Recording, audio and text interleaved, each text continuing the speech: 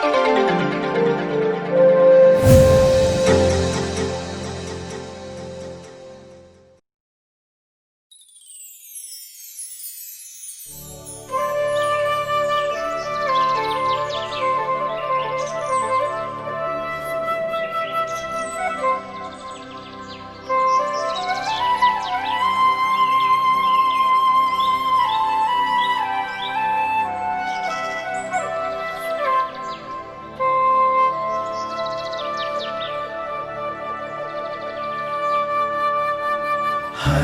घर में ईश वचन, सत्य वचन, जीवन वचन।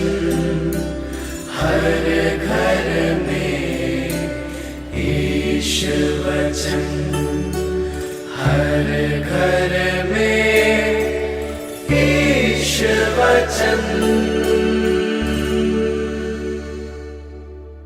संत लूकस के अनुसार प्रभु यीशु मसीह का पवित्र सुसमाचार अध्याय 7 पद संख्याएं 36 से लेकर 50 तक। किसी फरीसी ने ईसा को अपने यहाँ भोजन करने का निमंत्रण दिया। वे उस फरीसी के घर आकर भोजन करने बैठे। नगर की एक पापने स्त्री को यह पता चला कि ईसा फरीसी के यहाँ भोजन कर रहे हैं। वह संगमरमर के पात्र में इत्र लेकर आई और रोती हुई ईसा के चरणों के पास खड़ी हो गई। उसके आंसू उनके चरण भिगोने लगे, इसलिए उसने उन्हें अपने केशों से पोंछ लिया और उनके चरणों को चूम चूम कर उन पर इत्र लगाया। जिस फरीसी ने ईसा को निमंत्रण दिया था, उसने यह देखकर मन ही मन कहा, यदि यह आदमी नबी होता तो जरूर जान जाता कि जो स्त्री इसे छू रही है वह कौन और कैसी है। वह तो पापिनी है। इस पर ईसा ने उससे कहा, सिमोन, मुझे तुमसे कुछ कहना है। उसने उत्तर दिया, गुरुवर, कहिए। किसी महाजन के 2 कर्जदार थे। एक 500 दिनार का ऋणी था और दूसरा 50 का। उनके पास कर्ज अदा करने के लिए कुछ नहीं था, इसलिए महाजन ने दोनों को माफ कर दिया। उन दोनों में कौन उसे अधिक प्यार करेगा? सिमोन ने उत्तर दिया, मेरी समझ में तो वही जिसका अधिक ऋण माफ हुआ। ईसा ने उससे कहा, तुम्हारा निर्णय सही है। तब उन्होंने उस स्त्री की ओर मुड़कर सिमोन से कहा, इस स्त्री को देखते हो? मैं तुम्हारे घर आया, तुमने मुझे पैर धोने के लिए पानी नहीं दिया, पर इसने मेरे पैर अपने आंसुओं से धोए और अपने केशों से पोंछे।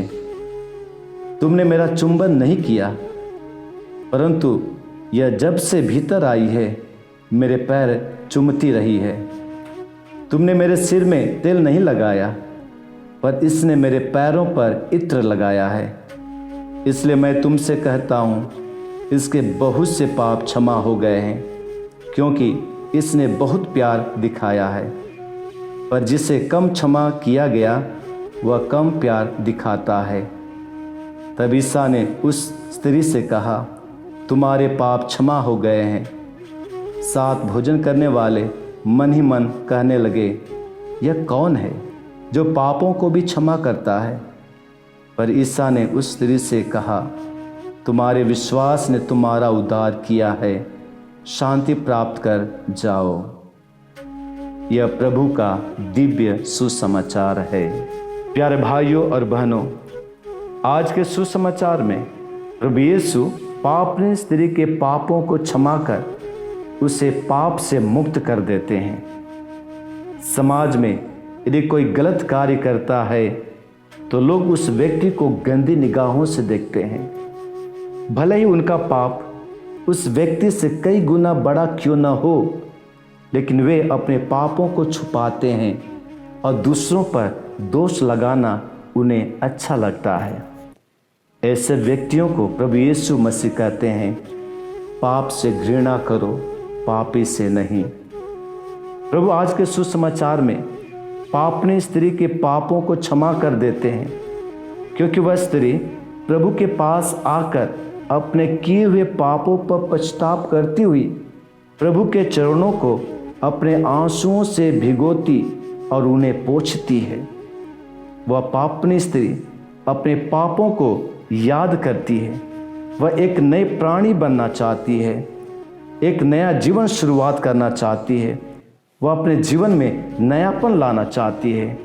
इसलिए वह लज्जा, शंका, अपमान और निंदा सबको भूलती हुई प्रभु के पास आती है।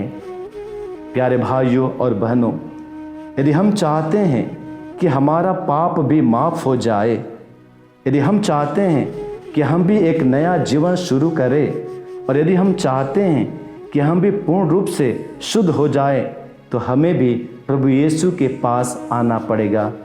प्रभु यीशु स्वयं हम सब से कहते हैं, थके मांदे बोझ से दबे हुए तुम सब के सब मेरे पास आओ, मैं तुम्हें विश्राम दूंगा।